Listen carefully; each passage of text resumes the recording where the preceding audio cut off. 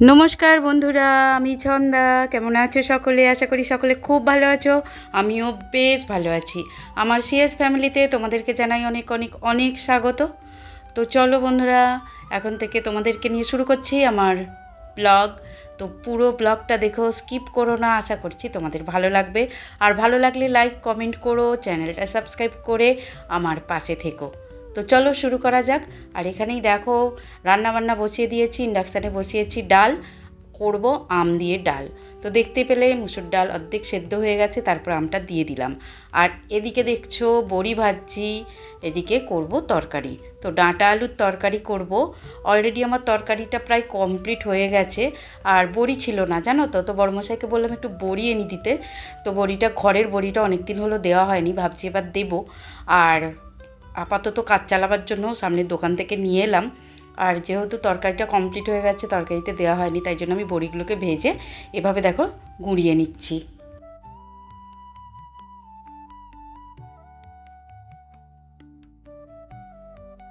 তো বন্ধুরা দেখো, বড়িগুলোকে গুঁড়িয়ে নিয়েছি। এবার তরকারিটা তো বললাম অর্ধেক কমপ্লিট হয়ে গেছে, তো চলো এবার বড়িগুলো তরকারির মধ্যে দিয়ে দিই। এইভাবেও কিন্তু ভালো লাগে, যে অল্প অল্প মুখের মধ্যে পড়বে, একবারে গলে গেলে কিন্তু ভালো লাগে না। যদি আমরা একসাথে দিয়ে দিই গলেই যায়। আর কিন্তু এবারে যখন এইভাবে দিলাম, এটাও কিন্তু একটা অন্যরকম হয়ে গেল, ভালোই লাগছিল। তো চলো এবার তরকারিটা ঢেলে ফেলি। তো আমি দুটো জায়গায় ঢেলেছি, অনেকটা করে আমাদের তরকারি হয়, কিছুটা রেখে দিই মানে সন্ধ্যাবেলার জন্য, যেহেতু ছেলে রাত্রে ভাত খায়। আর এক্সট্রা কিছু যদি করা না হয়, তখন ওইটাই কাজ হয়ে যায় আর কি, কাজ চলে যায়। তো যাই হোক, দেখো আবারও কড়া বসিয়ে দিয়েছি, কড়াটা পরিষ্কার করে দিয়ে দিলাম, কারণ যে ডালটা আমি ওখানে সেদ্ধ করতে দিয়েছি ওটাই একটুখানি ফোড়ন দেব। তো শুকনো লঙ্কা দিলাম, আর ওই কালো সর্ষে সেটা দিলাম, দিয়ে সামান্য 1 চিমটে হলুদ দেব, দিয়ে ডালটাকে ঢেলে দেব।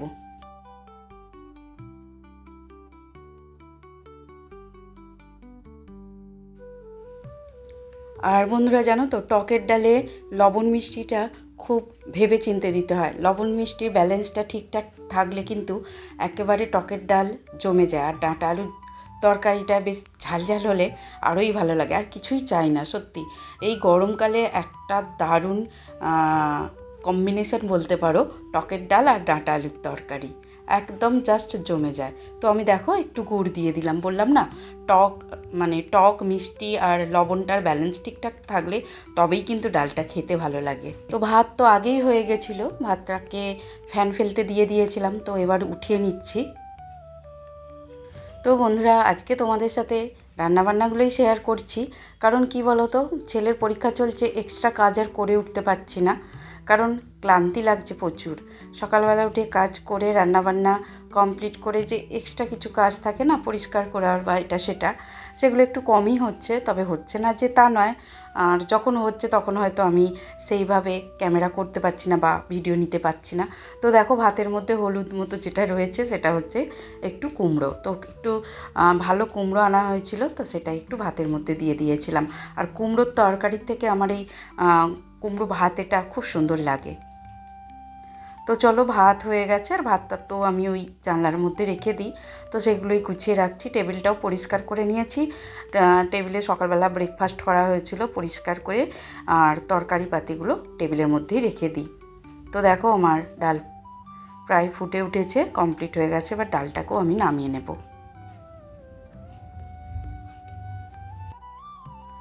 তো বন্ধুরা, শীত এলো চলে গেল, বসন্ত এসে হাজির, তবে বোঝা যাচ্ছে না এটা বসন্ত, শীত না গ্রীষ্ম, এরকম একটা ব্যাপার। তো কি আর করা যাবে। আর দেখো বন্ধুরা, ওদিকে ভাত হয়ে গেল, ডাল হয়ে গেল, তরকারি হয়ে গেল, তারপর নিয়ে এলো মাছ। আমি তো ভেবেছিলাম এবার আমার রান্না কমপ্লিট হয়ে গেছে, এক্সট্রা কিছু কাজ থাকলে করব। তো প্রায় দিন আমার সাথে এরকম হয় জানো তো বন্ধুরা, যেটা প্ল্যান করি সেই প্ল্যান অনুযায়ী আমি কিছুই করে উঠতে পারি না। আসলে রান্না হয়ে গেল, মাজা দেওয়া হয়ে গেল, তারপর যদি আবার মাছ আনে, সেই মাছটাকে ভাজো, তার জন্য মশলা করো, তো কতটা রাগ হয় বলো তো। কিন্তু কি করব, মাছ খেতে ভালোবাসি, তার জন্য তো পরিশ্রম করতেই হবে, তো তাই না? আর আর তো কোনো অপশান নেই, মেয়েদের এটা হয়। প্রথমটা মাথা গরম হয়ে যায়, আবার নিজেকে সামলে নিয়ে ঠান্ডা মাথায় আবার কাজগুলোকে এগিয়ে নিয়ে যেতে হয়। এরই নাম সংসার, কিছুই করার নেই। তো দেখো মাছগুলোকে আমি ধুয়ে ভাজতে দিয়ে দিকে আমি আবার মশলাটাও করে নিচ্ছি, একটু কাঁচা লঙ্কা, সর্ষে আর পোস্ত একসাথে ভেজে নিচ্ছি।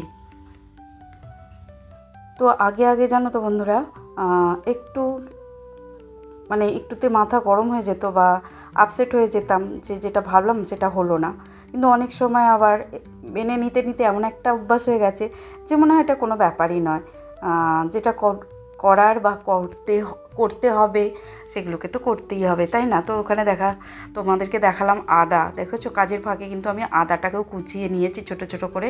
এখানে দেখো রসুনটাকে ভিজিয়েছি রসুন ছাড়াবো বলে, কিন্তু ভাবলাম কাজের মধ্যেখানে রসুন ছাড়ানোটা একটু টাফ হবে, তাই আমি ওখানে আদার্স অন্য জায়গায় সরিয়ে নিলাম, যে যখন রান্নাবান্না হয়ে যাবে সময় থাকবে হাতে তখন রসুনগুলোকে বসে বসে ছাড়িয়ে নেব আর আদা রসুনের পেস্ট করে রাখবো আর কি। তো আদা রসুনের পেস্টটা করা থাকলে কী হয় বলো তো, কাজের অনেক সুবিধা হয়। এই যে হুট করে মাছটা নিয়ে চলে এলো, আমাকে আর আলাদা করে মশলা আর রান্না করতে করতে তো আমাদের মেয়েদের শুধু একটা কাজে আটকে থাকলে হয় না। আমি রান্না করতে করতে মাজা ধোয়া মোছা গোছানো সবটুকুই করার চেষ্টা করি। মানে যেমন আজকে আদাটা কাজের ফাঁকে ফাঁকে ছাড়িয়ে নিই, ছোটো ছোটো করে কুচিয়ে নিচ্ছে, ওটাতেও আমার সময় লেগেছে। তারপর দেখতেই পেলে কিচেনের একদিকে স্ল্যাবটাকে পরিষ্কার করে ফেললাম, মাছ ধুলাম, মশলা করলাম। তো এইভাবেই রান্না এগিয়ে নিয়ে যাই। তো অল্প একটু আদা রসুনের পেস্ট, একটু টমেটো দিয়েছি আর সর্ষে পোস্ত বাটা দিয়ে মাছের ঝালটা করছি, আর অনেকটা টমেটো দিয়েছি যেহেতু এখন টমেটোর দাম কম, আর তরকারিতে বেশ অনেক টমেটো দিয়ে খেতে আমার তো বেশ ভালো লাগে। তো দেখো এইভাবে মাছের ঝালটা আমি রান্না করছি। প্রথমে যা মশলা ছিল সেগুলোকে মানে ওই আদা রসুন একটু লঙ্কা হলুদ লবণ একসাথে একটা বাটির মধ্যে গুলে ওটাকে ঢেলে দিলাম, তারপরে সর্ষে পোস্ত বাটাটা দিলাম, বেশ পরিমাণ মতো জল দিলাম। জলটা যখন ফুটে উঠলো তারপরে দিলাম মাছগুলো। আসলে এক সময় কী হয় বলো তো বন্ধুরা, মাছ মাংস এগুলো কিন্তু খুব খেতে ইচ্ছা করে, কিন্তু আবার অনেক সময় না মুখে এসেও বলতে পারি না যে মাছ আনো কি মাংস আনো বা চিকেন মটন যাই হোক আনো, কারণ ওগুলো আমাকেই আবার রান্না করতে হবে। যেহেতু আমার শাশুড়ি মা আছে তার জন্য আমাকে তো এক্সট্রা রান্না করতেই হবে, আর শুধু চিকেন করে সেরে ফেললে হবে না। তো সেই জন্য আমার আর ভালো লাগে না এক্সট্রা করে মাংস রান্না করতে। মাছটা যদিও উনি খান। তো যাই হোক, রান্না তো কমপ্লিট করে ফেললাম, তোমাদেরকে দেখিয়েও দিলাম এক ঝলক। ডাঁটা আলুর তরকারি, টকের ডাল, আর ওদিকে আছে মাছের ঝাল। তো এবার দেখো কিচেনটা পুরোটা পরিষ্কার করে নিচ্ছি। তো এই কাজটাও অনেকটা সময় লাগে, যেহেতু আমি অনেকটা সময় ধরেই পরিষ্কার করি। যারা আমার ব্লগ রেগুলার দেখো তারা জানো। আর এই কাজটা প্রতিটা মেয়েই করে, যারা পরিষ্কার পরিচ্ছন্ন থাকতে বা রাখতে পছন্দ করে তারা কিন্তু কষ্ট হলেও পরিষ্কারের কাজগুলো পরিষ্কার করেই করে।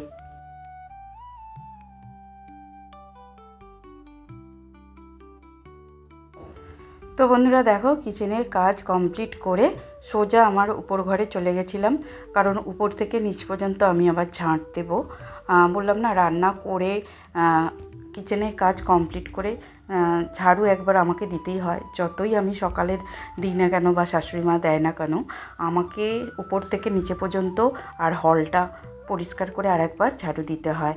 যেদিন হাতে অনেকটা সময় থাকে বা মুড ঠিক থাকে, ভালো লাগে, কাজ করার অনেকটা এনার্জি পাই, সেদিন আবার সবটা মুছেও ফেলি। আর না হলে চেষ্টা করি একদিন ছাড়া মোছার। আগে তো শুধু বৃহস্পতিবার মুছতাম। তো যাই হোক বন্ধুরা, ওদিকটার কাজ সব কমপ্লিট করে চলে এলাম ছাদে স্নান টান করে। তো বন্ধুরা জানো তো, এইভাবেই সকাল থেকে দুপুর পর্যন্ত সময়টা কেটে যায়। তবে এরপরেই কিন্তু শেষ নয়, কাজ আরও আছে। তবে এই পর্যন্তই তোমাদের সাথে শেয়ার করলাম। তো যাই হোক বন্ধুরা, আজকের মতো ব্লগটা তাহলে এই পর্যন্তই রাখলাম। আবারও বলছি, ভালো লাগলে লাইক কমেন্ট শেয়ার সাবস্ক্রাইব করে পাশে থেকো। দেখা হবে আবারও নতুন আরও একটা ভিডিওর সাথে। ততক্ষণের জন্য সকলে খুব ভালো থেকো, সুস্থ থেকো। টাটা।